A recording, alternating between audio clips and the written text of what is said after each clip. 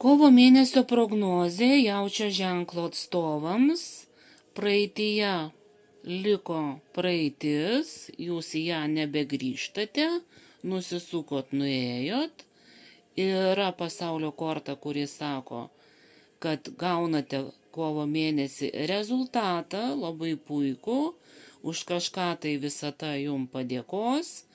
Gausit kažkokį tai didelį įvertinimą, tai gali būti diplomai, sertifikatai, gali būti vestuvės, gali būti sužiedotuvės, taip pat įvairūs jubiliejai ir dar viena korta kalba apie tai, kad vyksite į kažkokį tai susitikimą malonų, pasibuvimą su artimais žmonėmis, galite sutikti žmonės iš praeities, taip, su kažkuo tai mokėtės, bendravote, draugavote, deja, pokalbių venkite, nes gali kažkas strigti ir ne viskas maloniai praeiti taip, kaip jūs tikėjotės.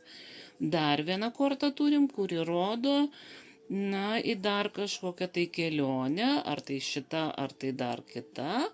Ir taip pat gali būti kovo mėnesį žmogus išsiskyręs, jaunas žmogus iki 50, po vandens ženklų, žuvys, vėžiai, skorpionai.